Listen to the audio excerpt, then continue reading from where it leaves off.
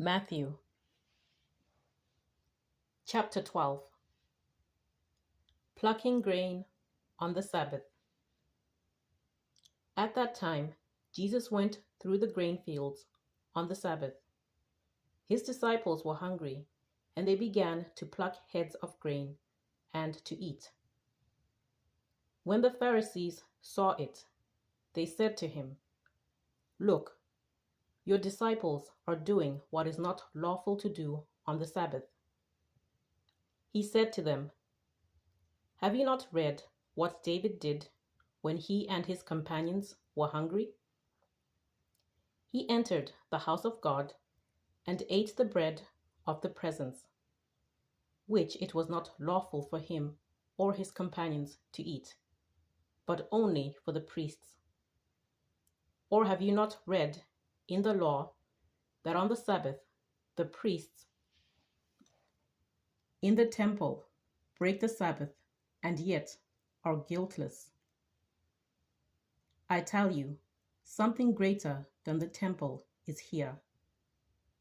But if you had known what this means, 'I desire mercy and not sacrifice,' you would not have condemned the guiltless.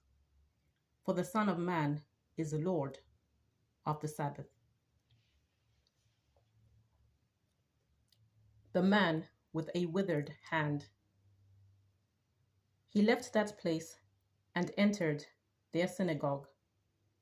A man was there with a withered hand, and they asked him, "Is it lawful to cure on the Sabbath?" so that they might accuse him. He said to them, "Suppose one of you has only one sheep, and it falls into a pit on the Sabbath. Will you not lay hold of it and lift it out? How much more valuable is a human being than a sheep? So it is lawful to do good on the Sabbath." Then he said to the man, "Stretch out your hand." He stretched it out, and it was restored, as sound as the other. But the Pharisees went out and conspired against him, how to destroy him. God's chosen servant. When Jesus became aware of this, he departed. Many crowds followed him, and he cured all of them, and he ordered them not to make him known. This was to fulfill what had been spoken through the prophet Isaiah. "Here is my servant, whom I have chosen, my beloved, with whom my soul is well pleased. I will put my spirit upon him, and he will proclaim justice to the Gentiles. He will not wrangle or cry aloud, nor will anyone hear his voice in the streets. He will not break a bruised reed or quench a smoldering wick, until he brings justice to victory.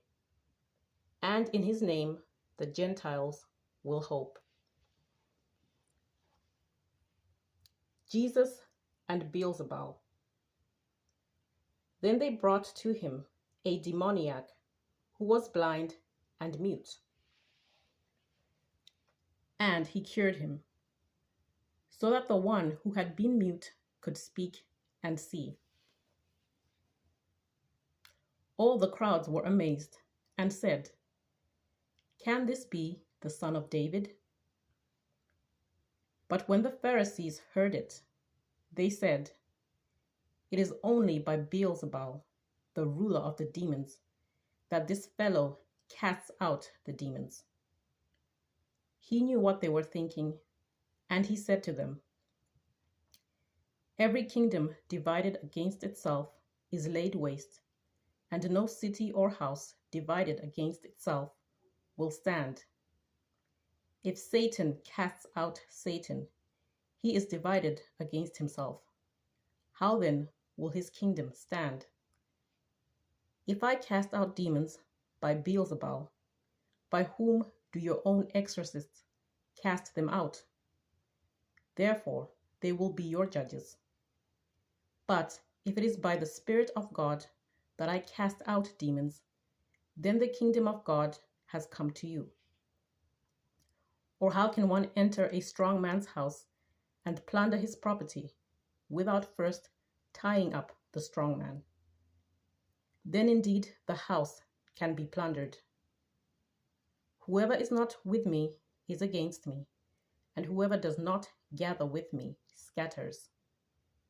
Therefore I tell you, people will be forgiven for every sin and blasphemy, but blasphemy against the Spirit will not be forgiven. Whoever speaks a word against the Son of Man will be forgiven, but whoever speaks against the Holy Spirit will not be forgiven, either in this age or in the age to come. A tree and its fruit. Either make the tree good and its fruit good, or make the tree bad and its fruit bad, for the tree is known by its fruit. You brood of vipers, how can you speak good things when you are evil? For out of the abundance of the heart the mouth speaks. The good person brings good things out of a good treasure, and the evil person brings evil things out of an evil treasure. I tell you, on the day of judgment, you will have to give an account for every careless word you utter, for by your words you will be justified, and by your words you will be condemned. The sign of Jonah. Then some of the scribes and Pharisees said to him, Teacher, we wish to see a sign from you.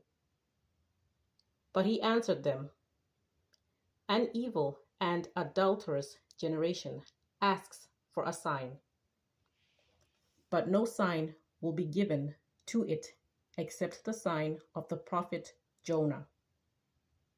For just as Jonah was 3 days and 3 nights in the belly of the sea monster, so for 3 days and 3 nights the Son of Man will be in the heart of the earth.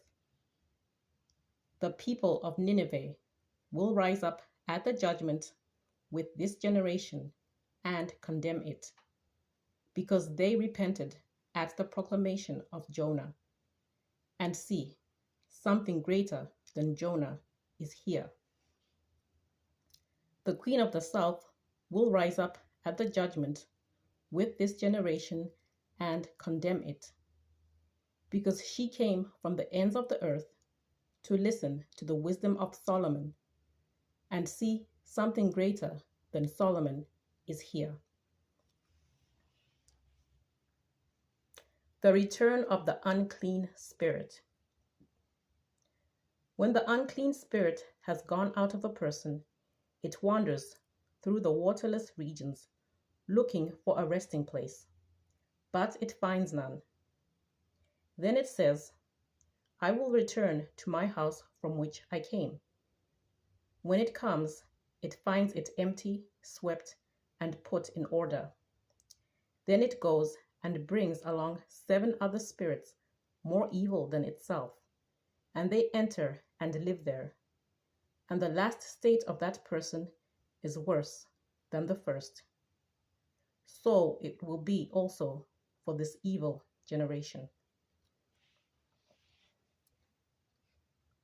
The true kindred of Jesus. While he was still speaking to the crowds, his mother and his brothers were standing outside, wanting to speak to him. Someone told him, Look, your mother and your brothers are standing outside, wanting to speak to you. But to the one who had told him this, Jesus replied, Who is my mother and who are my brothers? And pointing to his disciples, he said, Here are my mother and my brothers. For whoever does the will of my Father in heaven is my brother and sister and mother.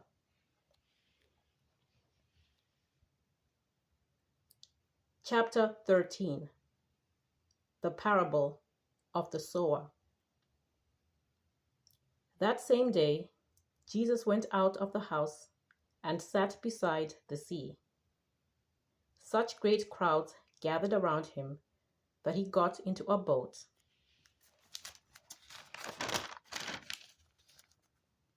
and sat there while the whole crowd stood on the beach. He told them many things in parables, saying, "Listen, a sower went out to sow, and as he sowed, some seeds fell on the path, and the birds came and ate them up.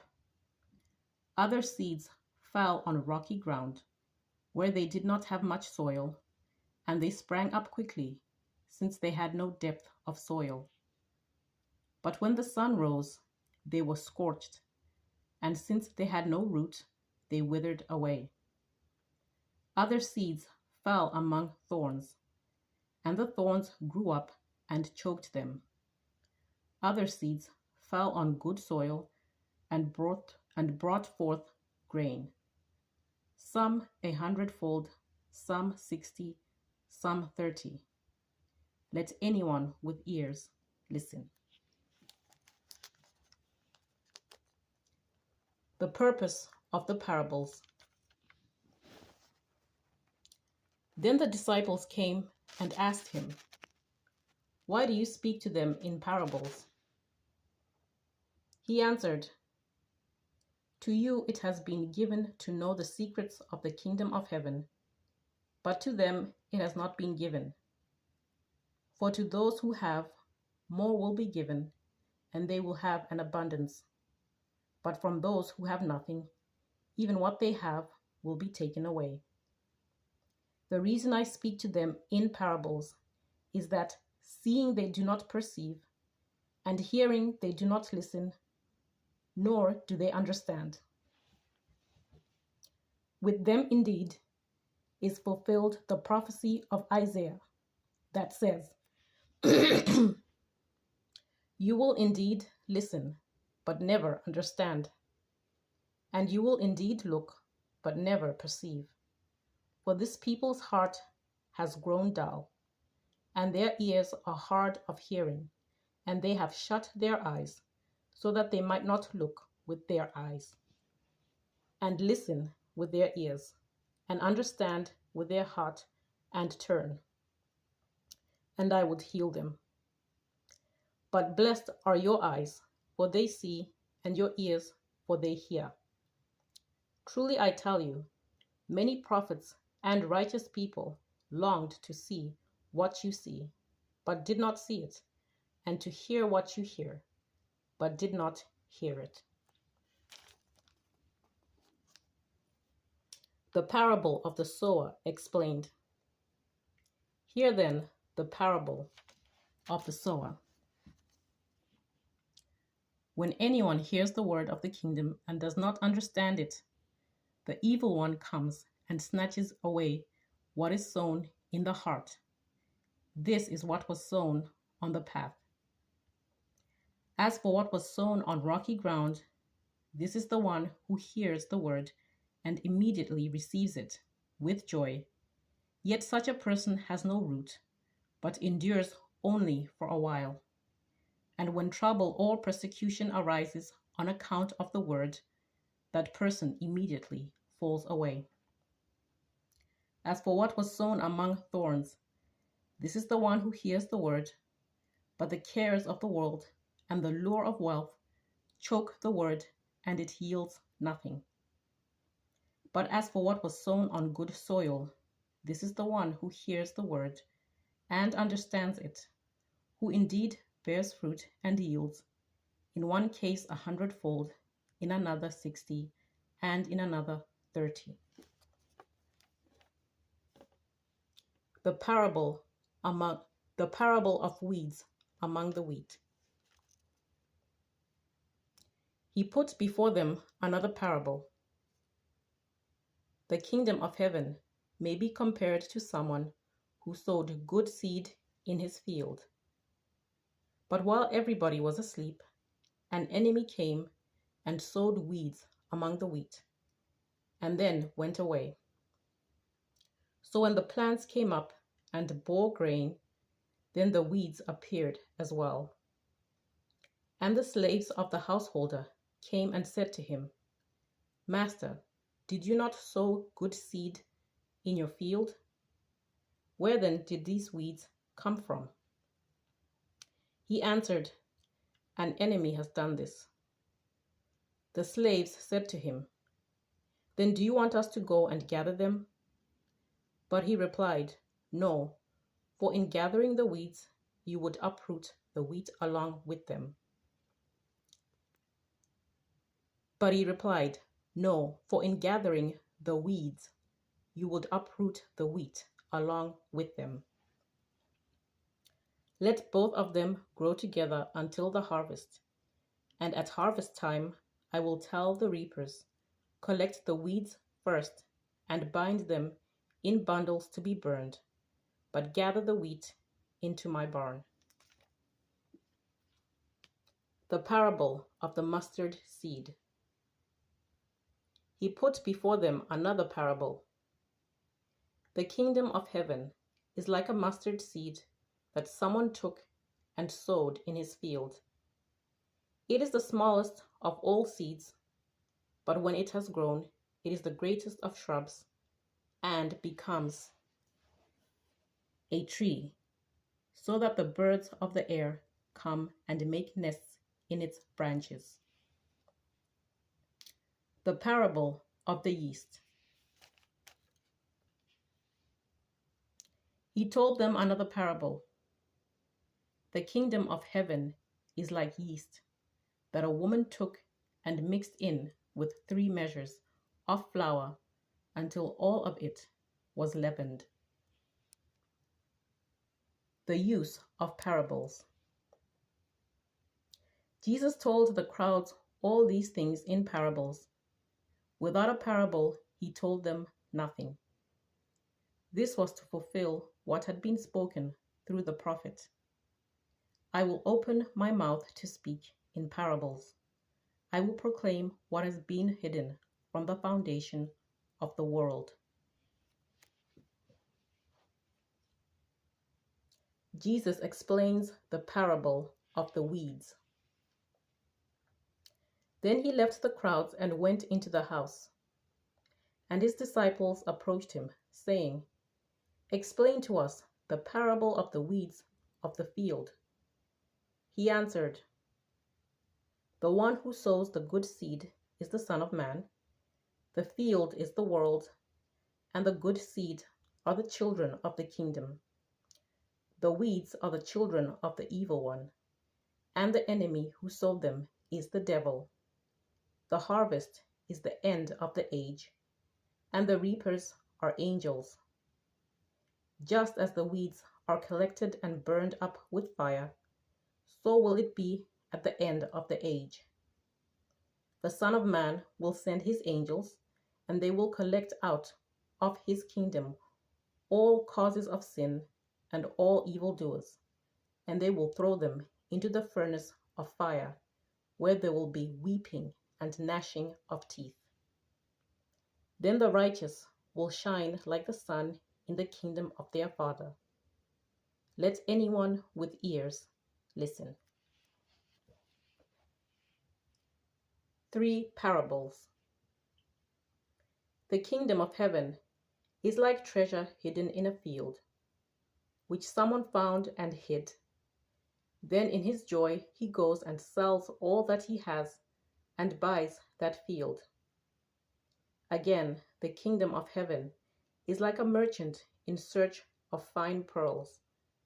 On finding one pearl of great value, he went and sold all that he had and bought it. Again, the kingdom of heaven is like a net that was thrown into the sea and caught fish of every kind. When it was full, they drew it ashore, sat down, and put the good into baskets, but threw out the bad. So it will be at the end of the age. The angels will come out and separate the evil from the righteous and throw them into the furnace of fire, where there will be weeping and gnashing of teeth. Treasures new and old. Have you understood all this? They answered, Yes. And he said to them, Therefore every scribe who has been trained for the kingdom of heaven is like the master of a household, who brings out of his treasure what is new and what is old. When Jesus had finished these parables, he left that place. The rejection of Jesus at Nazareth. He came to his hometown and began to teach the people in their synagogue, so that they were astounded and said, Where did this man get this wisdom and these deeds of power? Is not this the carpenter's son? Is not his mother called Mary?